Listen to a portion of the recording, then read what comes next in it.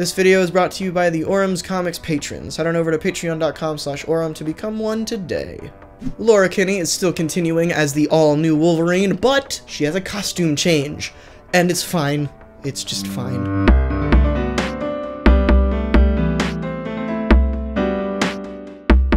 Hello and welcome to the show with reviews. I'm Auram, and today we're going to be talking about some comics, and I'm also, at the end, going to talk a little bit about the Star Wars Last Jedi teaser trailer that happened yesterday, I guess? Today, when I'm filming this, but I didn't want to give it its own video because I just did the Ragnarok thing, so it's not important. We're going to get into it now.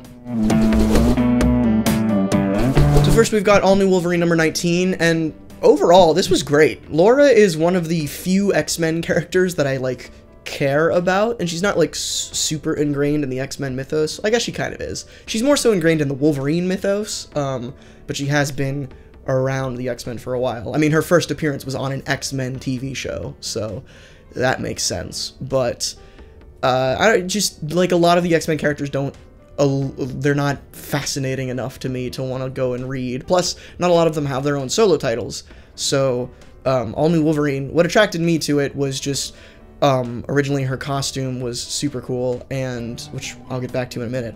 And Tom Taylor is just a fantastic writer that I followed from Superior Iron Man. Speaking of Tom Taylor, he really is, like, a fantastic writer. Something about the way that he's able to set up premises of stories is just, he's very good at it. He's very good at being able to just in the first issue of a story arc be able to hook you and it not seem like a very clear, like, first issue, like, we don't, things always get done, and in the issues where they get done, these first issues, you're just like immediately you wanna get going, you wanna know the rest of the story, but it doesn't leave you unsatisfied. You're like, oh yeah, I'm super interested now. And it's very noticeable in All-New Wolverine. In the last story arc, it started with the trigger scent thing with Laura just murdering an entire town.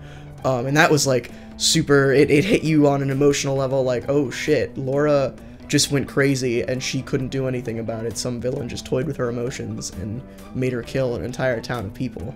And in this one, it starts with like kind of a mystery feeling. Basically what happens is there's an alien ship that, like, people thought it was like a meteor, but it crashes on Roosevelt Island, and out of the pod comes a little baby alien, and Ironheart is there, like, assessing the damage. She saw it flying in the sky, and she's like, what's going on? I don't understand this language, and her, like, Tony Stark AI doesn't either, so it's presumably, like, an unknown alien race.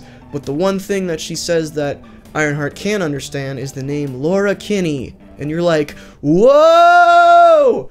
Why did she say Laura Kinney? So then S.H.I.E.L.D. like calls in Wolverine and she's like, I don't know why she said Laura Kinney. And then she jumps down and onto the island from above, and it's on like quarantine lockdown now.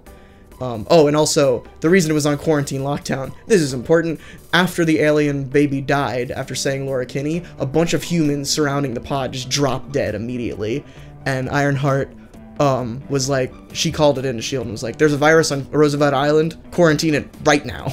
It's just a really solid mystery premise, which, in my opinion, I love mystery stories, and I don't think we see enough of them in comic books.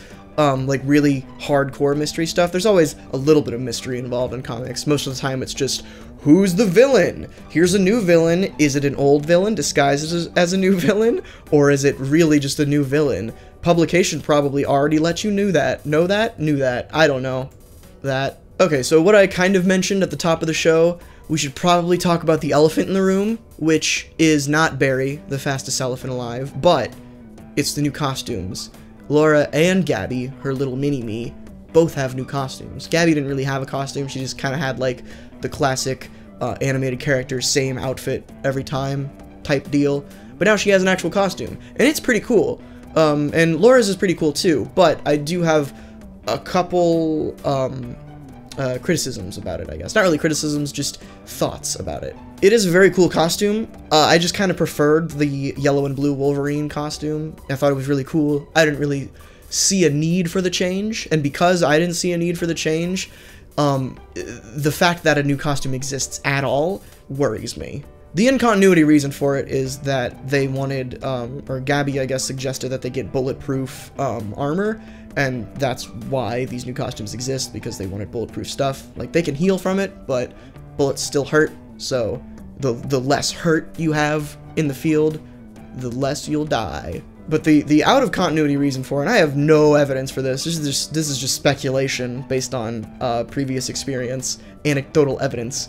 I feel like this is kind of like a TV death slot, where sometimes like Agents of S.H.I.E.L.D. right now is in the infamous ABC death time slot, and I feel like that's kind of what they're doing with this new costume, where they're giving her a new costume that's very different from Wolverine's like colors, so that they can strip her of the Wolverine title, give the Wolverine title back to either a resurrected Logan or Old Man Logan, or someone else, and just shove her as a background character and forget about her forever. I hope that doesn't happen. If it does, oh well. I mean, it's happened to Spider-Woman forever, and it just did again, so that's fine. But the one thing that I hope if they do that is I hope they just give Tom Taylor his own book called like X-23 or just Laura Kinney or something, or give her like her own superhero name apart from Wolverine, or just continue All-New Wolverine, do like an Amazing Spider-Man thing, have Wolverine and All-New Wolverine or something like that. I don't know. They could be fun. They're doing it with Spider-Man, so why not do it with Wolverine? But yeah, overall, super solid book. Definitely check it out. This is one of the best books at Marvel right now, and that's not saying much because Marvel isn't doing so hot currently, but it's good. It's a very good book. Check it out. Alright, so now I want to talk a little bit about Champions number 7, which was just okay. This series started off really strong, but ever since the introduction of the freelancers, it's kind of just steadily gone downhill. And I think that's mostly just because I don't personally like the freelancers at all. And yes, I know they're supposed to be really unlikable. They're clearly setting them up to be just like basically villains, because I think in the last issue they tortured like these two homeless people and then blamed it on the champions, which, yeah, that's fucked up. But at the same time, a lot of villains normally in fiction are likable to an extent, or are just you can like love to hate them, basically. And even if you don't love to hate them, you can just outright hate them and not feel gross about it. I just feel gross about reading these characters, and I don't know why. If that's the point, then good on you. Mark Waid, I think, is writing this. If that's not the point, what are you doing? I don't know. It's just something about them. I think I just don't like their designs. Because initially I was fine with it. Their designs just seem lazy to me, and I was fine with that initially because they were introduced in the Monsters Unleashed tie-in for Champions, and I thought they were just like a one-off team just to tell this cool Monsters Unleashed story. But that was actually serving as their introduction for the next Champions story arc. And I'm just not into it. I think their designs just seem uninspired, which is fine for like a one-shot, one-off team, which is what they seem like they are. But now it looks like they're gonna stick around for a bit, and that's kind of irritating to me. Their designs are just boring. Like, one of them is just like stereotypical supersuit girl. There's one who's just in a black dress. That's it. There's one guy who's just in a Guy Fieri button-down. Why? He looks like a joke one-off character. And that would be fine if they're trying to like actually make jokes and stuff about these characters, but it seems like they're trying to, because Champions is a very politically charged book, which can be a good thing. It's kind of not a good thing right now in this story arc, but the freelancers are like introducing ideas of you don't really own anything, and a good thing can turn to a bad thing by just like bad press and stuff like that, or just all these types of stuff, and I don't really care. I respect where this book has been and where it can be again, but just currently this story arc is not super hooking me. So I would recommend maybe sitting this specific story arc out with the freelancers and just seeing like the reviews of the next story arc's first issue, or just check it out for yourself and see if it's any good. And it's not to say that this is terrible. It's not terrible. It's just I'm not enjoying it that much.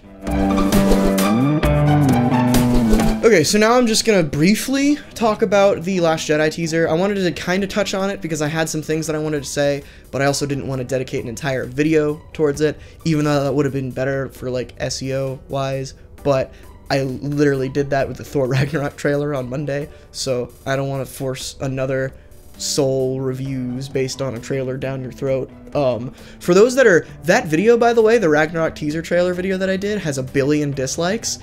For those that dislike that video, don't worry. I didn't, and okay, that's a whole thing. I liked the Ragnarok trailer. I just had some things that I wanted to say about it that people mistook for heavy criticism. The Last Jedi teaser, I don't have, like, really any criticism at all. I just thought it was a lot of fun. I got a lot of chills while watching it, which is definitely what you should have for a teaser trailer, or just a trailer in general. Especially a teaser, though, because I feel like a teaser is just like a sizzle reel of showing you some cool cinematography shots and stuff, which is definitely what this was. And I'm trying not to compare it too much to the Ragnarok trailer, but that's fresh in my mind. And it was also marketed as a teaser trailer, so I don't know.